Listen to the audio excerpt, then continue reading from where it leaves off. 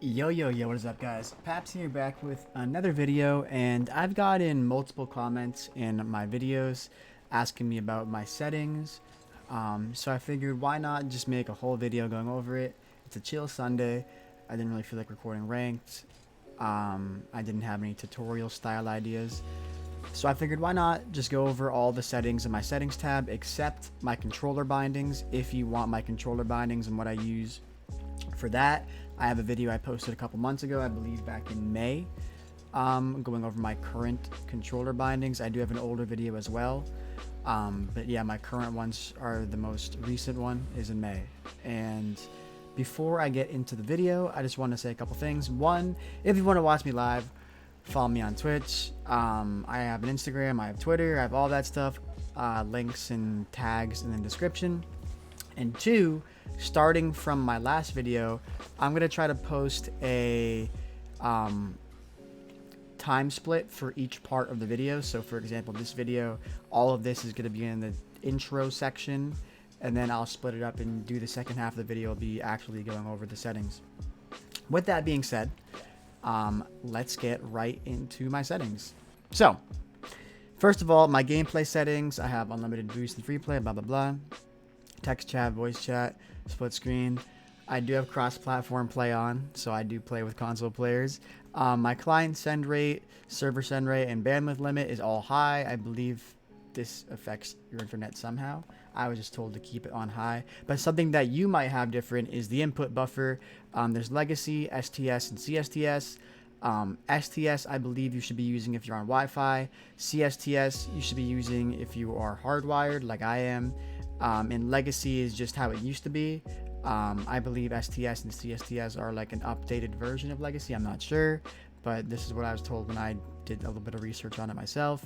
And of course I show my ranks. And for game stat display level, I guess I have all stats, but we'll go over to interface after and I'll explain how I don't have stats pop up on the screen. Don't have camera shake on, obviously. These are my camera settings. I also have that in the description, so I won't spend very long here. I've been switching between -3 and -4. I've been messing with my swivel a little bit as well. Stiffness usually is between 0.4 and 0.5. But yeah, these change fairly frequently. I'll always put it in the description from now on. Controls, these are my senses, 1.3, 1.3, 0.07, 0.6. I don't have vibration on, toggle ball cam. I don't really mess with mouse sensitivity. I don't use keyboard and mouse. But for vibration, I have all that off on 0 as well. But for dodge dead zone, I've been fluctuating between 0.5 and 0.75. Right now we're at 0.6. I feel like it's a good middle ground. And my controller dead zone, ever since I got a new controller, I started at 0.05, and I just kind of go up 0.01 every time my camera starts to shake, because if your dead zone is too low, your camera kind of like gets a little whack. So I'm slowly moving it up every time it gets to that point, but right now we're good. And my senses have been between 1.2 and 1.4 for a long time, so 1.3 is the middle ground right now. For interface, I think the first two are default. I do have nameplate scale turned up to 150%. It just makes people a little bit easier to see on the field. Nameplate mode default. And this is what I was talking about before. So match notifications, normally when you make saves and go for stuff like that, it'll pop up on the screen, oh, save plus 50, whatever. But for me, I only have it to kickoffs. I don't like it saying 10, 9, 8 at the end of the game. It gets in my way. So I only have it set to do the countdown on kickoff. And I feel like that's probably the least intrusive way to play the game. I do have connection quality indicators on. I don't have colorblind on. I don't really know what that does. I don't force default team colors. I show rocket IDs. I'm going to turn this off actually right now, because people do sometimes spam me when I'm playing, so I'm gonna turn it off. Team colored boost meter is what you see in the bottom right. It changes the color of the boost meter to blue or orange depending on your side. I do use cheeseburger units, so I don't have metric on. I also, this might be a little different for you guys as well. Some people like to have the ball cam indicator and ball arrow on. I do have both of those off. It's just how I've been playing. I got used to it. I feel like it just gives something less on the screen to worry about. So yeah. Performance graphs, I don't have those on, but that is for when, and let's see in the top right, I think you guys can see that. It just shows FPS, frames, and all that good stuff. It could be good for checking your internet as well to see if you're lagging. But again, I don't have that on. These are my video settings. I'm sure you guys wanted to see these as well.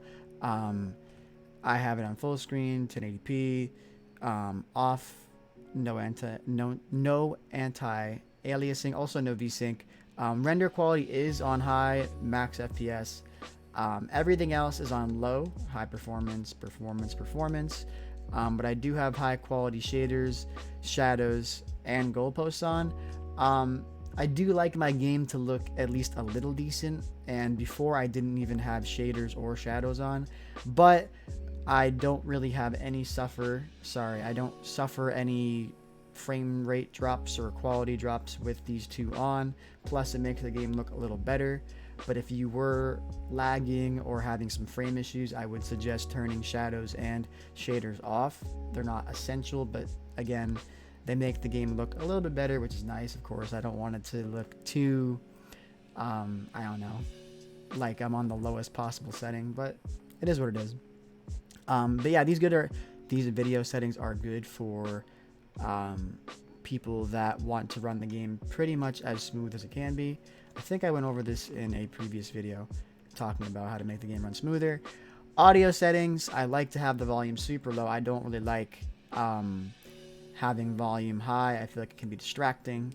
For me, I just have ambient way down, crowd way down, music off, gameplay 25%, and master 6. Again, some people like to have high audio, some people don't. I definitely don't. I don't know any of this stuff does, honestly, but headphones default and in-game music off. And if you were interested in seeing my chat settings, this is what they are. I don't really quick chat very often when I'm playing ranked unless I'm solo queuing, but I do have go for it and need boost on the all chat, because I think it's funny to sometimes chat at people with stuff you would have in team chat, and then post game I have all this stuff. But yeah, that is my settings. I'll try to section it out. Probably won't section out each tab. I'll probably just do intro and then settings. Anyways, drop a like if this helped you. Subscribe if you want more Rocket League content, ranked tutorials, tips, tricks, all that stuff. And yeah, love you guys. Have a fantastic rest of your day, and I will see y'all in the next one. Peace.